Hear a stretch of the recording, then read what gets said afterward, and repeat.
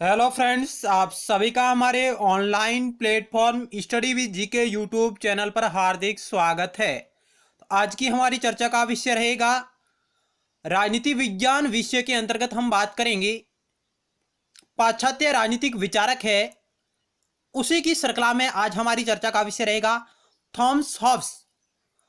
और इस video lecture के अंतर्गत हम थॉमस हॉब्स पर आधारित महत्वपूर्ण प्रश्नोत्तरों के बारे में चर्चा करेंगे, एमसीक्यू के बारे में चर्चा करेंगे जो आगामी सभी प्रतियोगी परीक्षाओं की दृष्टि से महत्वपूर्ण है, जिसका संबंध राजनीति विज्ञान पेपर से है। तो आइए शुरुआत करते हैं बिना किसी देरी के। यदि आप पहली बार हमारे YouTube channel study with GK को देख रहे हैं और आपने अभी तक इसे सब्सक्राइब नहीं किया तो आप इसे जरूर सब्सक्राइब करिएगा और पास में बेल के आइकन को भी जरूर दबाएं ताकि नेक्स्ट टाइम वीडियो सीरीज का नोटिफिकेशन आपके पास तुरंत पहुंच जाए।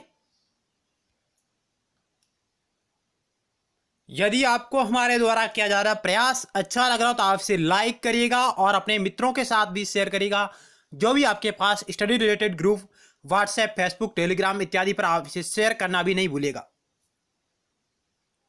इसके अलावा आप हमारे YouTube channel study with GK की प्लेलिस्ट पर विजिट कर सकते हैं, जहां आपको राजनीति विज्ञान विषय पर आधारित अलग अलग टॉपिक के माध्यम से अलग अलग प्लेलिस्टों में लगभग 3000 महत्वपूर्ण प्रश्नोत्तरी सीरीज वहां है, आप उसे देख सकते हैं। तो आज की इस क्विज का पहला सवाल आपकी स्क्रीन पर रहा। ये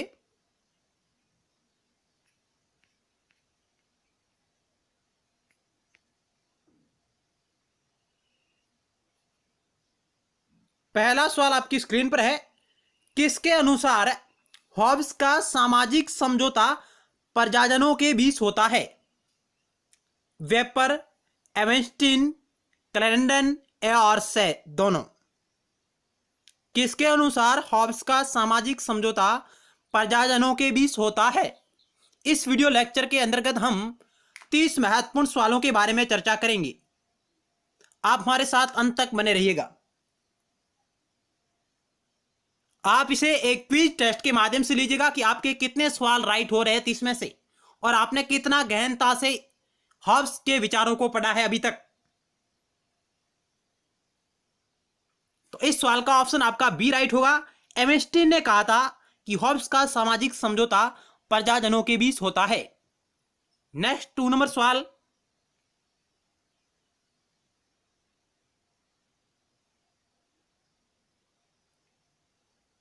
हॉब्स के सामाजिक समझौता सिद्धांत का वर्णन किस ग्रंथ में है? हॉब्स के द्वारा जो सामाजिक समझौता सिद्धांत दिया गया था उसका वर्णन उन्होंने किस ग्रंथ में संकलित किया है? डी स्वे, डी होमिनी, लेवियोथॉन, एलिमेंट ऑफ लॉ।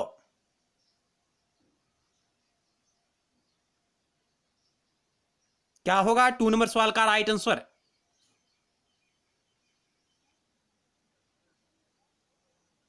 इस 2 नंबर सवाल का राइट आंसर होगा ऑप्शन सी। हॉब्स ने लेवियोथॉन नामक ग्रंथ में सामाजिक समझौते सिद्धांत का वर्णन किया है। लेवियोथॉन हॉब्स की प्रसिद्ध रचना रही है और यह प्रकाशित हुई थी आपकी 1651 में। 1651 ईस्वी में लेवियोथॉन प्रकाशित होता है, हॉब्स द्वारा रचित है, और इसी पुस्तक के माध्यम से हॉब्स को इस दुनिया में प्रसिद्धि प्राप्त हुई थी। नेक्स्ट 3 नंबर सवाल आपकी स्क्रीन पर रहा। हालांकि ये सभी पुस्तकें हॉब्स द्वारा लिखित है, डी स्वे है, डी होमिनी है, एलिमेंट ऑफ लॉ। लेवियोथॉन के अलावा ये तीनों पुस्तकें भी हॉब्स के द्वारा लिखित है, रचित है। डी स्वे आपकी 1642 में प्रकाशित होती है, डी होमिनी आपकी 1658 में प्रकाशित होती है, और लेवियोथॉन आपकी 1651 में प्रकाशित होती है। एलिमेंट ऑफ लॉ आपकी यह प्रकाशित होती है 1650 में। चलते हैं नेक्स्ट स्लाइड की ओर। 3 नंबर सवाल आपकी स्क्रीन पर रहा। ये लेवियोथॉन है एक विशालकाय समुद्री राक्षस, एक विशालकाय शेर, एक विशालकाय मानव, उपयुक्त सभी। लेवियोथॉन क्या है? हॉब्स ने जो लेवियोथॉन नाम रखा यह किसको संदर्भित करता है? तो 3 नंबर सवाल का ऑप्शन आपका ए राइट होगा। एक विशालकाय समुद्री राक्षस है लेविथोन। ऑप्शन ए आपका राइट होगा। नेक्स्ट 4 नंबर सवाल, हॉब्स के सामाजिक समझौता सिद्धांत को एकदम व्यर्थ की वस्तु किसने कहा? सी वहान, इनका पूरा नाम है C Vaughan, sir Henry Maine, professor Maxey Clarendon. किसने हॉब्स के सामाजिक समझौता सिद्धांत को एकदम व्यर्थ की वस्तु कहा?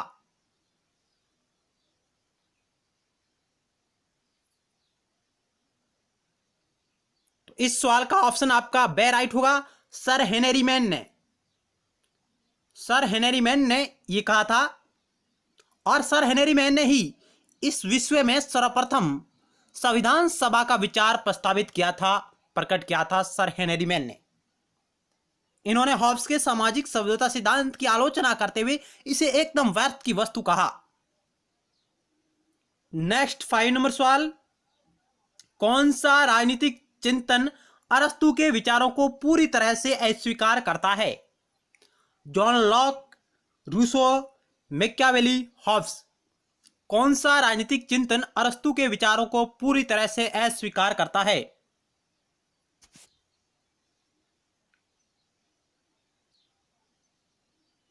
ऑप्शन आपका डी राइट होगा, हॉब्स। अरस्तु कहता है कि मनुष्य एक नैतिक एवं सामाजिक प्राणी है, जबकि हॉब्स कहता है कि मनुष्य एक असामाजिक और अनैतिक प्राणी है। हॉब्स राज्य को प्राकृतिक संस्था मानता है, जबकि हॉब्स है जो राज्य को कृत्रिम संस्था मानता है, जबकि अरस्तु राज्य को प्राकृतिक संस्था मानता है। अरस्तु राज्य को एक प्राकृतिक संस्था मानता है, जबकि हॉब्स राज्य को एक कृत्रिम संस्था मानता है। ऑप्शन आपका डी राइट होगा। हॉब्स की अध्ययन पद्धति, सेबाइन के अनुसार उन्होंने कहा कि हॉब्स की पद्धति निगमनात्मक है, वैज्ञानिक भौतिकवादी है, वैज्ञानिक मनोवैज्ञानिक है, जबकि अरस्तु की जो अध्ययन पद्धति थी वो आगमनात्मक थी, और हॉब्स की जो अध्ययन पद्धति है वो प्लेटो से मिलती है, निगमनात्मक पद्धति से मिलती है। ये आप फैक्ट नोट कर सकते हैं कि प्लेटो ने भी निगमनात्मक पद्धति को अपनाया, हॉब्स ने भी अध्ययन में निगमनात्मक पद्धति को अपनाया। जैसे उन्होंने ज्यामिति के जो सिद्धांत है उनके अंतर्गत ये हमें स्वरूप देखने को मिलता है। हॉब्स के यांत्रिकी ज्यामिति की जो प्रमेय है उन्होंने सिद्ध करने की कोशिश की थी तत्कालीन समय में, उसमें हमें यह देखने को मिलता है। ऑप्शन डी राइट है। नेक्स्ट सवाल आपकी स्क्रीन पर रहा, आप वीडियो को रोककर भी आसानी से इस स्लाइड को पढ़ सकते हैं।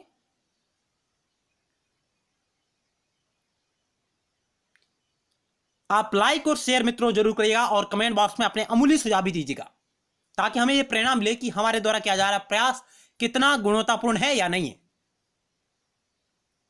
हॉब्स ने शासन की निरंकुशता को उचित सिद्ध किया इस आधार पर, यानी हॉब्स ने शासन की निरंकुशता को उचित सिद्ध किया किस आधार पर? राजा एक सही व्यक्ति होता है, राजा को जनता ने चुना है, लोग शासन करने में अक्षम होते हैं, मानव प्रकृति द्वेषपूर्ण व झगड़ालू होती है।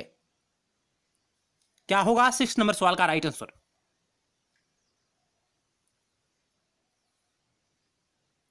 इस सवाल का ऑप्शन दे राइट होगा। हॉब्स ने शासन की निरंकुशता को उचित ठहराया इस आधार पर कि मानव प्रकृति द्वेषपूर्ण व झगड़ालू होती है। इस आधार पर उन्होंने मानव प्रकृति का एक नकारात्मक चित्रण किया है, वर्णन किया है हॉब्स ने।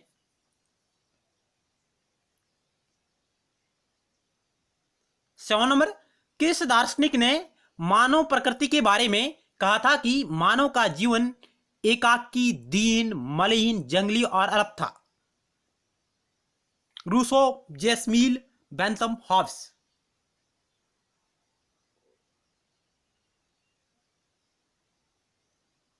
इस 7 नंबर सवाल का ऑप्शन आपका दे राइट होगा। हॉब्स है जो मानव प्रकृति का वर्णन करते हैं कि मानव प्रकृति है उस वक्त मानव का जीवन एकाकी, दीन, मलिन, जंगली, अलप और क्रूर, दयनीय था। ऑप्शन दे राइट होगा।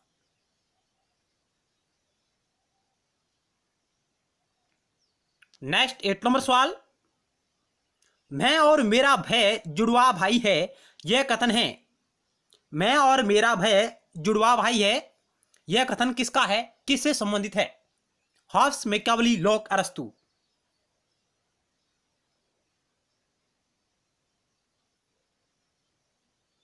ऑप्शन आपका ए राइट होगा। हॉब्स ये कहता है कि मैं और मेरा भय जुड़वा भाई है।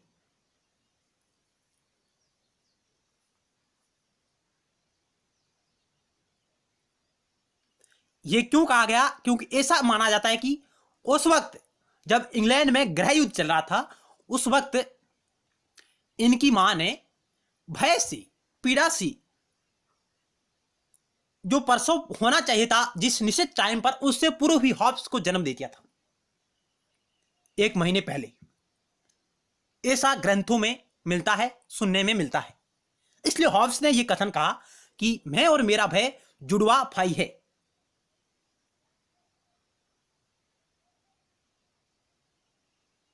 नेक्स्ट सवाल,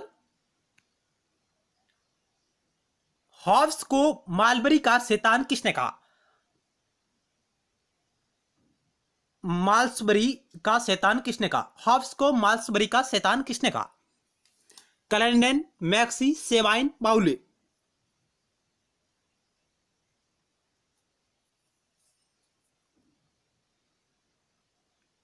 9 नंबर सवाल का ऑप्शन आपका दे राइट होगा, जॉन बाउले।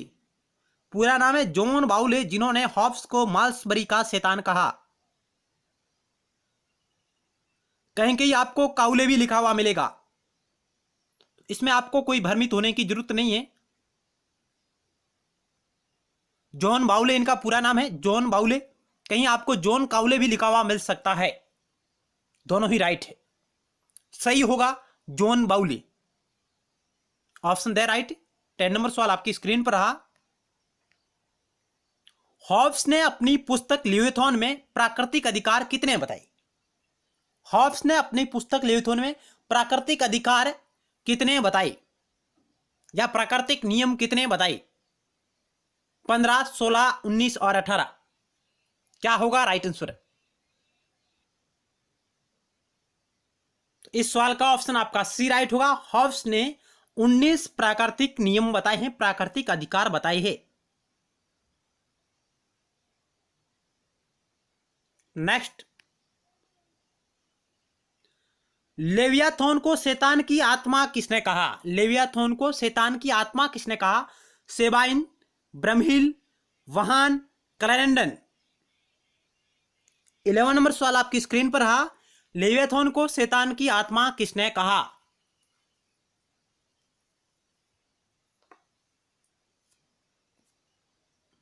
तो इस सवाल का ऑप्शन आपका दे राइट होगा, क्लैरेंडन ने।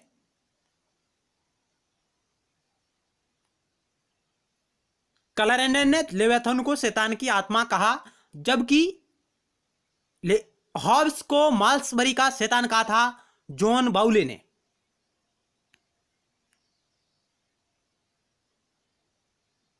थॉमस हॉब्स के अनुसार प्राकृतिक अवस्था थी सामाजिक, राजनीतिक, प्राक सामाजिक, नैतिक। इसे आप पूर्व सामाजिक भी कह सकते हैं, पूर्व सामाजिक।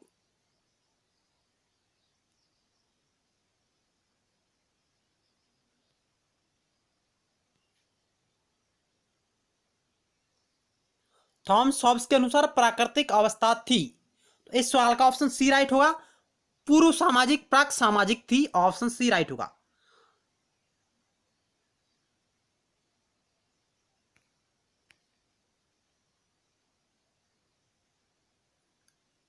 थॉमस हॉब्स का संप्रभुता सिद्धांत के बारे में असत्य कथन चुनिए। थॉमस हॉब्स के संप्रभुता सिद्धांत के बारे में असत्य कथन का आपको चयन करना है। ऑप्शन ए कह रहा है कि संप्रभुता का आधार सामाजिक संविदा है। ऑप्शन बी कह रहा है कि संप्रभु को जनता की संपत्ति छीनने का व प्राण लेने का अधिकार भी है। संप्रभुता की निरंकुशता और अविभाजित है। राज्य के समस्त शासन संचालन में जनता सर्वोच्च संप्रभु है। क्या होगा 13 नंबर सवाल का राइट आंसर?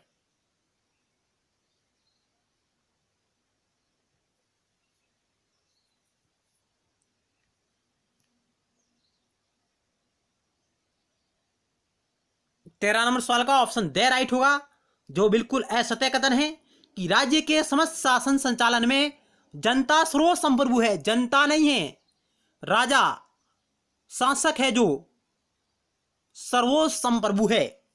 ऑप्शन आपका द राइट होगा, जो बिल्कुल असत्य कथन है। बाकी आपके बिल्कुल सही कथन है। संप्रभुता की निरंकुशता और अविभाज्यता, अद्वैता। संप्रभु को जनता की संपत्ति छीनने व प्राण लेने का भी अधिकार है यदि वे कानूनों का उल्लंघन करते हैं, राजा की बात को नहीं मानते हैं। संप्रभुता का आधार सामाजिक संविदा भी है। यह बात भी बिल्कुल सही है। 14 नंबर सवाल, थॉमस हॉब्स की संप्रभुता का स्वरूप था सामाजिक, राजनीतिक, कानूनी, प्राकृतिक। क्या होगा राइट आंसर? थॉमस हॉब्स की संप्रभुता का स्वरूप कैसा था?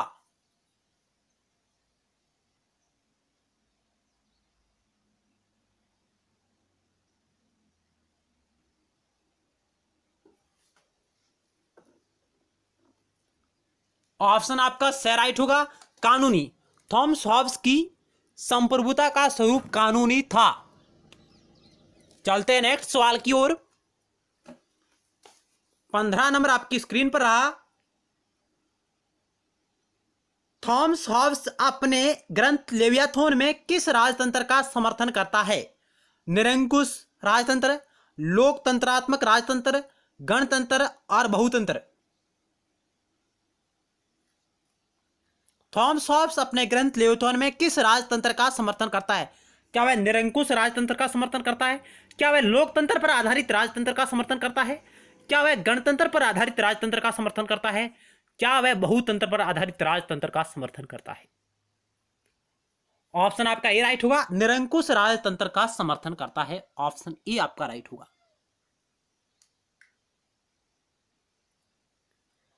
नेक्स्ट सवाल, थॉमस हॉब्स की उच्च शिक्षा किस विश्वविद्यालय में संपन्न हुई थी? Cambridge university, Stanford university, Oxford university, इनमें से कोई नहीं। थॉमस हॉब्स की हायर एजुकेशन किस यूनिवर्सिटी में संपन्न हुई थी?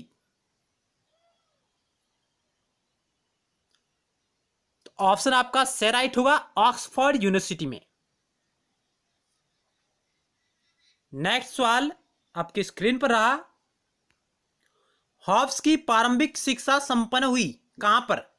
ऑक्सफोर्ड में, ऑक्सफोर्ड विश्वविद्यालय में, कैम्ब्रिज विश्वविद्यालय में, मेल्सबरी में, स्टैनफोर्ड विश्वविद्यालय में। तो इस सवाल का ऑप्शन आपका सी राइट होगा, मेल्सबरी में। नेक्स्ट 18 नंबर सवाल बहुत ही अच्छा सवाल है।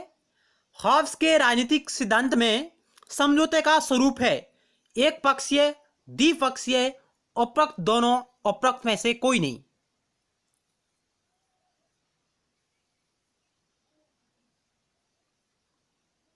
तो इस 18 नंबर सवाल का ऑप्शन आपका ए राइट हुआ।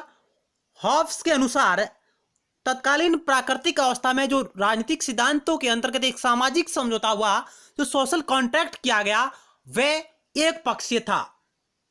कैसे था कि जनता ने मिलकर एक समझौता किया और अपने संपूर्ण अधिकार राजा को उस वचन पर सौंपे कि राजा इन अधिकारों के बदले उनकी रक्षा करेगा। यानी उस वक्त उस तत्कालीन व्यवस्था में उस प्राकृतिक अवस्था के नागरिकों ने, जनता ने एक समझौता किया आपस में, जनता के मध्य समझौता हुआ और उसमें राजा समझौते का भाग नहीं है। राजा समझौते का भाग नहीं है, यह बात आप नोट करिएगा। राजा समझौते का परिणाम है और उन्होंने अपने समस्त अधिकार राजा को सौंप दिए बदले में, उसकी रक्षा के बदले में। और समझौता एक पक्षीय था और एक ही समझौता किया गया था। ऑप्शन आपका ए राइट होगा। नेक्स्ट 19 नंबर सवाल आपकी स्क्रीन पर रहा है। यह किसका मानना है कि लेवियोथॉन क्रॉमवेल की चापलूसी में लिखा गया था? लेवियोथॉन क्रॉमवेल की चापलूसी में लिखा गया था। कैलेंडन, सेवाइन, वाहन, कोई नहीं।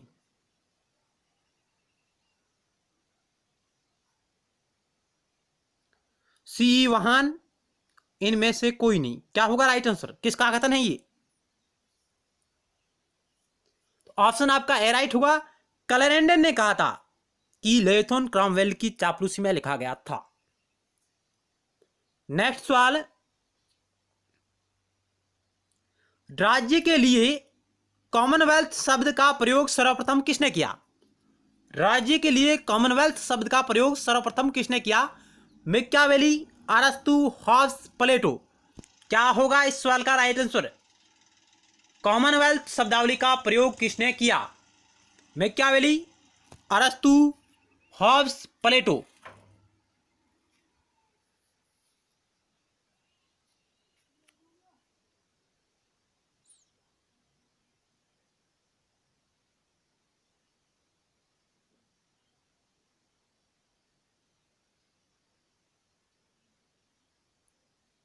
इस 20 नंबर सवाल का राइट आंसर होगा ऑप्शन सी।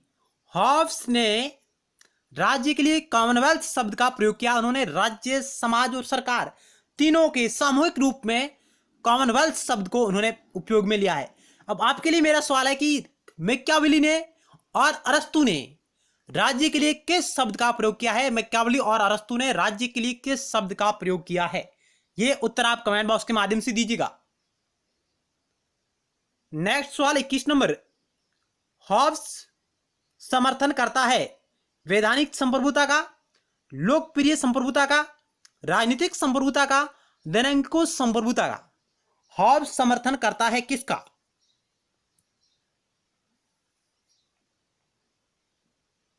ऑप्शन आपका दे राइट होगा। हॉब्स निरंकुश संप्रभुता का समर्थन करता है। लोकप्रिय संप्रभुता किसकी है? रूसो का विचार है। रूसो लोकप्रिय संप्रभुता। और वैधानिक संप्रभुता, कानूनी संप्रभुता जॉन ऑस्टिन। ऑस्टिन वैधानिक संप्रभुता, लोकप्रिय संप्रभुता रूसो और निरंकुश संप्रभुता हॉब्स। यह आप नोट करिएगा। 22 नंबर सवाल। निरंकुशतावादी होते हुए भी हॉब्स आदि से अंत तक व्यक्तिवादी है, किसका कथन? बहुत ही अच्छा सवाल है, कई बार प्रतियोगी परीक्षा में पूछा गया है कि निरंकुशतावादी होते हुए भी हॉब्स आदि से अंत तक, प्रारंभ से अंत तक व्यक्तिवादी है। व्यक्तिवादी विचार उसमें झलकते हैं। Professor Sabine, professor Maxey, Laski, Locke. किसने कहा?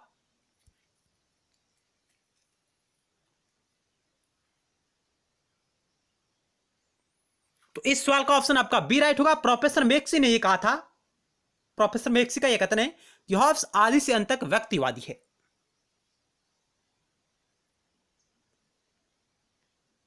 नेक्स्ट 23 नंबर सवाल। हॉब्स के अनुसार मनुष्य नहीं है संवेदनाओं का दास, तृष्णाओं का दास, लेवियोथोन का दास, भय का दास। हॉब्स के अनुसार मनुष्य नहीं है। क्या नहीं है? ऑप्शन 4 आपके समक्ष रहे, इनमें से आपको एक राइट करना है। ऑप्शन से राइट होगा। लेवियोथोन का दास नहीं है मनुष्य, लेवियोथोन का दास नहीं है, जबकि संवेदनाओं का दास है, तृष्णाओं का दास है, भय का दास है। ऑप्शन आपका से राइट हो जाएगा। हॉब्स ने जिस सिद्धांत का खंडन किया वह था। हॉब्स ने जिस सिद्धांत का खंडन किया वह था तर्क का सिद्धांत, दैवीय अधिकार का सिद्धांत, गति का सिद्धांत, निरंकुशता का सिद्धांत। तो इस सवाल का ऑप्शन आपका बे राइट होगा। उन्होंने दैवीय अधिकार का सिद्धांत, इस अधिकार को उन्होंने खारिज कर दिया था, इसका उन्होंने खंडन किया था। जबकि तर्क है, गति है और निरंकुशता, ये विचार उसके अंतर्गत झलकते हैं, उनके विचारों में झलकते हैं हॉब्स के। नेक्स्ट 75 नंबर सवाल आपकी स्क्रीन पर रहा। ये निम्न में से कौन सा कथन हॉब्स पर लागू नहीं होता? इनमें से कौन सा कथन हॉब्स पर लागू नहीं होता है? लोगों ने केवल एक ही समझौता किया। कथन दूसरा, ऑप्शन दूसरा है संप्रभु को निरंकुश शक्तियां प्राप्त है। लोग अपना शासक नियुक्त कर सकते हैं। समझौता एक पक्षीय था। क्या होगा राइट आंसर इस सवाल का? निम्न में से कौन सा कथन हॉब्स पर लागू नहीं होता है? लोगों ने केवल एक ही समझौता किया, संप्रभु को निरंकुश शक्तियां प्राप्त है, लोग अपना शासक नियुक्त कर सकते हैं, समझौता एक पक्षीय था।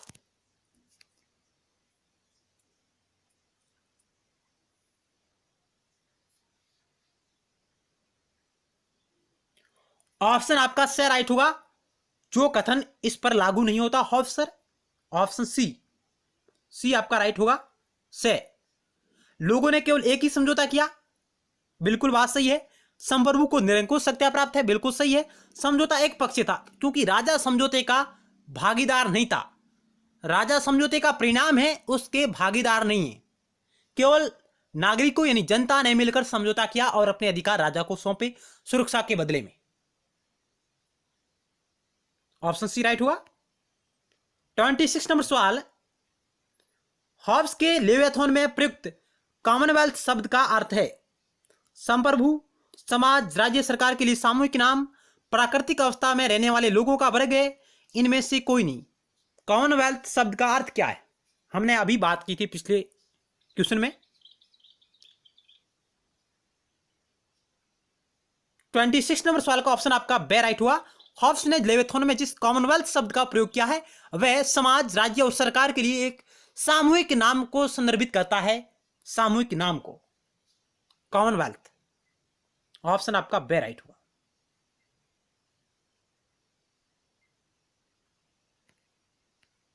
27 नंबर सवाल, किसने मानव का यथार्थवादी अध्ययन किया था? इनमें से वह विद्वान जिसने मानव का यथार्थवादी अध्ययन किया है। रूसो ने, लोक ने, हॉब्स ने, प्लेटो ने।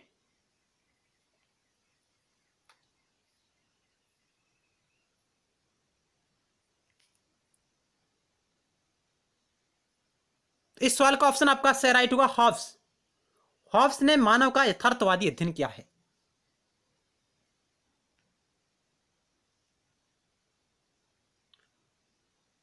यहां आपको 28 नंबर सवाल है, हॉब्स की उसकी अध्ययन पद्धति के बारे में कौन सा कथन सही है? हॉब्स की अध्ययन पद्धति के बारे में कौन सा कथन सही है? यहां आपको 3 कथन दिए गए हैं, 1, 2 और 3। हॉब्स ने राजनीतिक विज्ञान का अध्ययन जो भौतिकी और मनोविज्ञान की सहायता से किया, पहला कथन। दूसरा कथन है, हॉब्स के अध्ययन पद्धति को यांत्रिक भौतिकवाद या वैज्ञानिक भौतिकवाद भी कहा जाता है। और ऑप्शन 3 है, उन्होंने राजनीति के अध्ययन में इतिहास व नैतिकता का प्रयोग किया। पहला तीसरा सही, दूसरा तीसरा सही, और यहां आप कह सकते हैं पहला, तीसरा और दूसरा तीनों सही। 4 ऑप्शन अब आपके समक्ष रहे। हॉब्स की अध्ययन पद्धति के बारे में कौन सा कथन सही है वो आपको चयन करना है।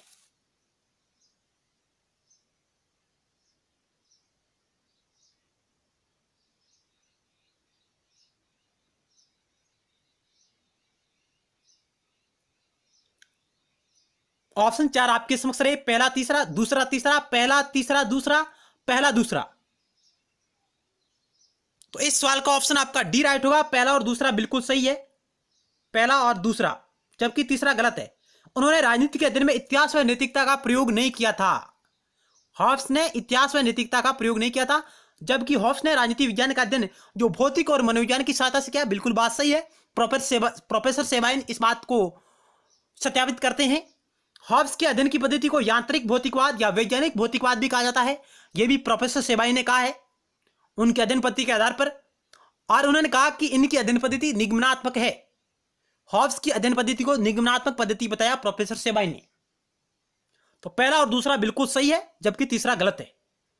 नेक्स्ट सवाल 29 नंबर, प्राकृतिक अवस्था सभी के खिलाफ सभी का युद्ध है, किसका कथन है कि प्राकृतिक अवस्था सभी के खिलाफ सभी का युद्ध है?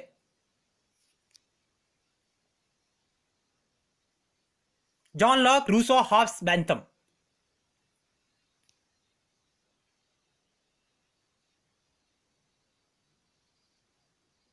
इस सवाल का ऑप्शन आपका 3 राइट होगा। हॉब्स कहता है कि प्राकृतिक अवस्था में लोग सभी के खिलाफ सभी का युद्ध, इस विचार को उन्होंने व्यक्त किया था प्राकृतिक अवस्था के बारे में हॉब्स ने।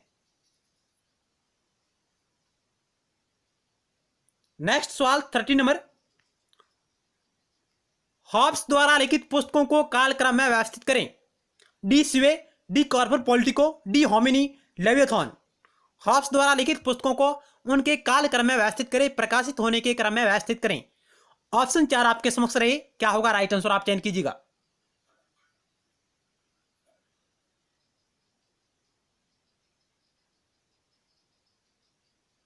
आप वीडियो को रोककर आसानी से इसका आंसर गैस कर सकते हैं। तो आइए इसका क्या होगा राइट आंसर। डी सीवे आपकी 1642 में, डी कॉर्पर आपकी 1655 में, और डी होमिनी आपकी 1658 में, और लेविथॉन आपकी 1651 में प्रकाशित होती है।